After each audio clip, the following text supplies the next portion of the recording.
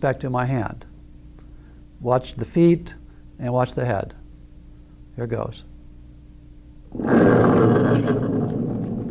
do that one more time.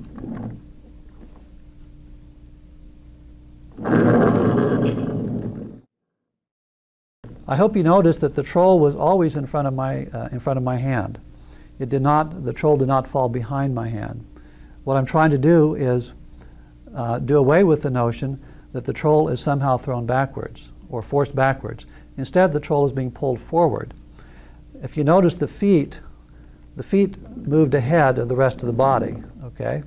That's because the force of the friction of the cart surface on the feet were pulling it forward. So the force on the troll was that way. Now, as the feet were pulled this way, the head and the shoulders tended to remain where they were. After all, an object tends to remain in a state of rest unless acted on by a net external force. So the head and shoulders tended to stay where they were, while a net external force pulled the feet forward, and the result was that the troll's feet were pulled out from under it. Now we're going to look at the other side of the situation, namely what happens when the car comes to a quick stop. We often say that the passenger is thrown forward, but in fact, from our point of view as an observer on the ground, that is not happening, because we know from Newton's first law that an object continues moving at constant velocity unless acted on by a net external force. In the case of the passenger, there is no force on the passenger pushing it forward. Let's take a look at that. This time what we're going to do is crash the cart into this brick. And so when the brick hits, of course, there will be a force acting on it, bringing it to a stop. But there is no force acting on the troll. So the troll should continue moving forward, and in fact will move forward until it hits the windshield. Let's take a look at that. Now here I want to push this so that the troll doesn't, so the troll stays on its feet for the whole trip. So I'm not going to push quite as hard as I did last time. Okay, let's take a look at that one more time. Okay. What happens again is that the cart comes to a stop and turns around because the brick is exerting a force on it to do that, but the troll continues moving in a state of constant velocity at least until it comes into contact with the windshield, and then the windshield exerts a force on it to bring it to a stop. Now to show that a little bit more dramatically, I'm going to take the windshield off.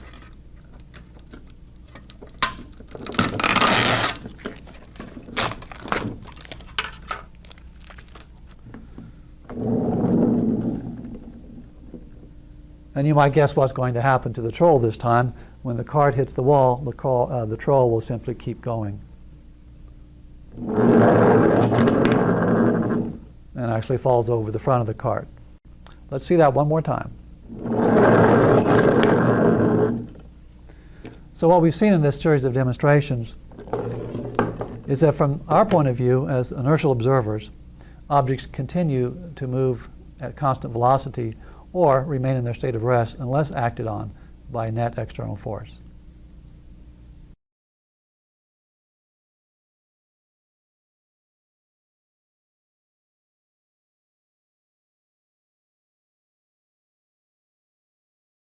According to Newton's first law, an object continues in its state of rest or uniform velocity unless acted on by an external unbalanced force. In this demonstration, we're going to look at the first part of that, namely that an object continues in its state of rest unless acted on by an external unbalanced force. For the demonstration, we'll use this equipment, a glass flask and a wooden hoop, and I'll begin by balancing the hoop on the flask. The object that we're going to experiment with will be the top of my ballpoint pen here, and I'm going to begin by balancing that on the hoop. Now because the pen cap is balanced on the hoop, then we know it's directly above the mouth of the flask. Now the goal is to get the cap to drop directly down into the flask, and we can do this if we use Newton's first law correctly. So you watch what I do very carefully. Now I'm going to do that again, and I'm going to do it the wrong way, and we're going to compare and see what's going on.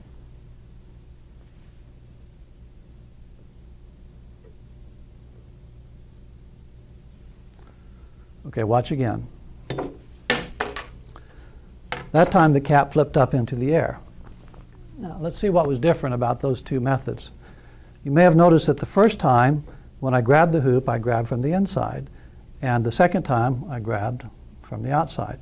When I grabbed from the inside, what happened was this. I grabbed quickly enough that the hoop deformed, and when it deforms, it pulls out, and you may notice that the top and bottom of the hoop are coming down.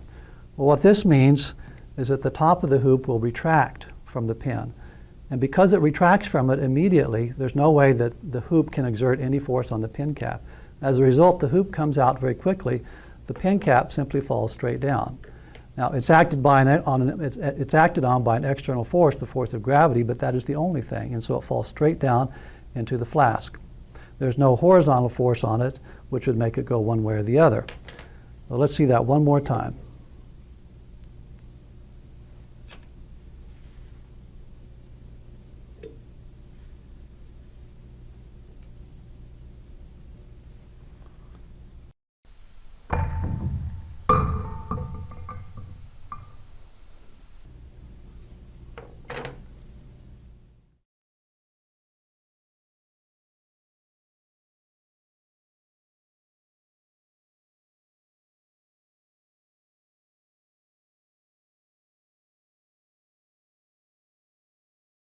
You've probably all seen the parlor trick where a tablecloth is pulled out from under dishes.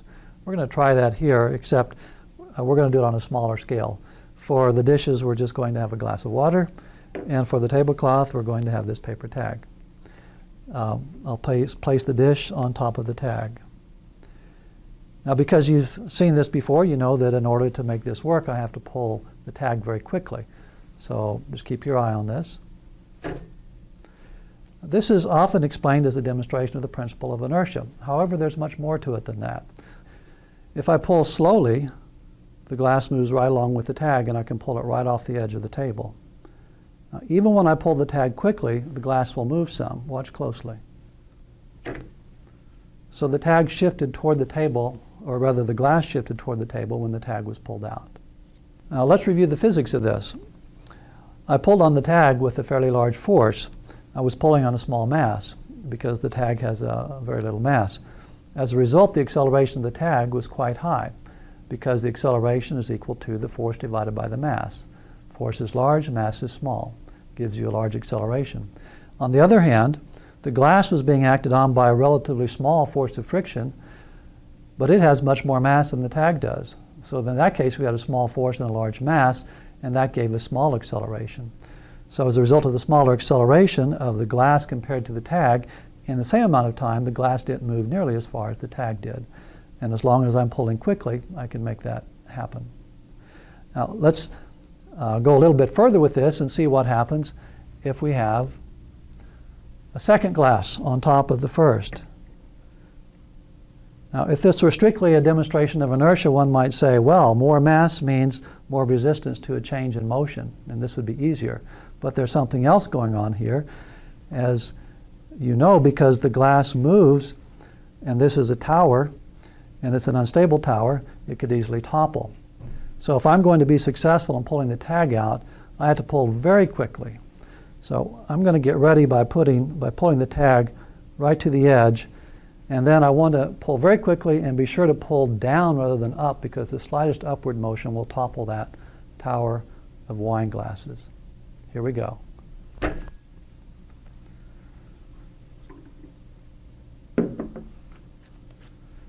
Now, we were successful with that, so why not go with one more glass?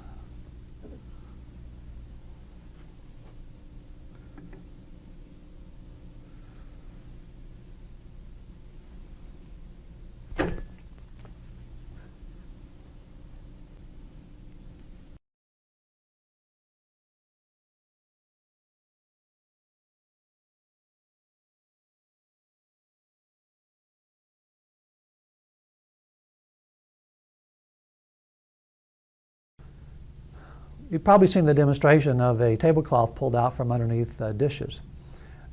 If you pull the tablecloth quickly enough, the dishes stay there. This demonstration is similar to that, but instead of dishes, we have a stack of wooden discs. And instead of a tablecloth, we have a stick.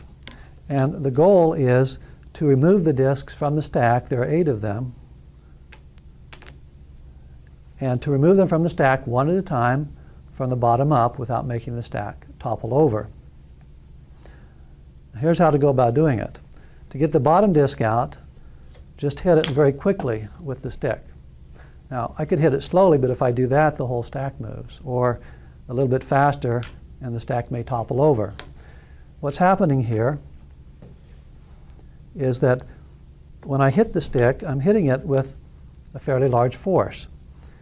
And that force is acting on that disc on the bottom. So I have a large force acting on a fairly small mass. Now, you know that acceleration is equal to force over mass. And so we have large force over small mass equal large acceleration. When I have the whole stack there, let's talk about the force and acceleration of the stack that is above the bottom disk. Why does that stack move at all? If I move slowly, you can see it does move. It moves because the bottom disk is exerting a force of friction on the stack. Now, that's a relatively small force compared to the force that I exert on the stick. That small force is accelerating a fairly large mass. So in that case, we have acceleration equals small force over large mass, so we get a small acceleration. So as a result, when I hit quickly, the bottom disk acquires a large acceleration, while the stack of disks above it acquires a small acceleration. The acceleration, the forces act for the same period of time for both. As a result, the bottom disk speeds up much more than the top does, and we're able to get the bottom disk out. And we can just keep going back and forth and get rid of the whole stack that way.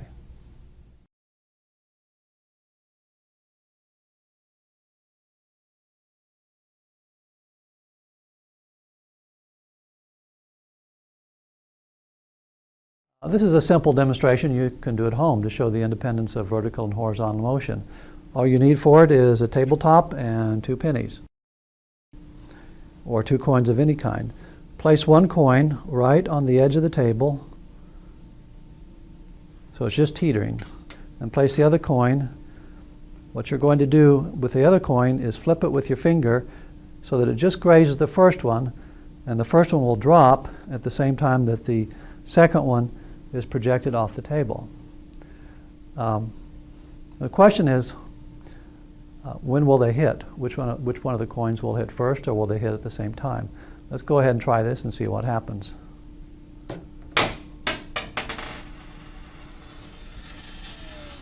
Okay, if you were listening to the sound, you probably heard only a single sound when they hit. They hit at the same time. Let's do that one more time.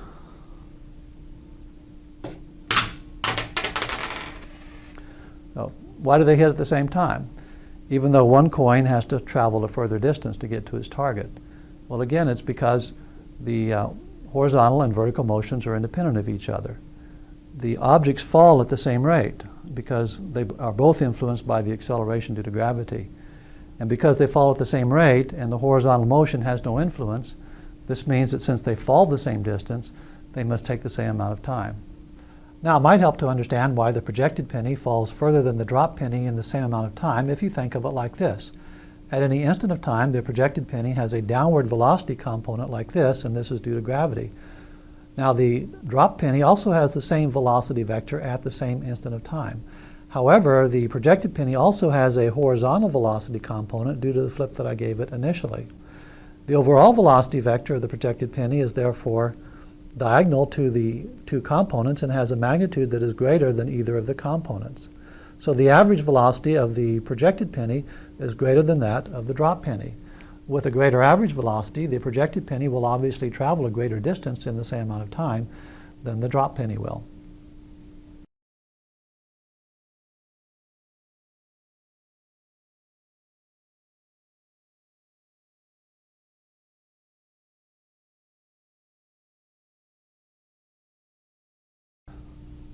In this demonstration, we'll see that the vertical and horizontal motions of a projectile do not influence each other.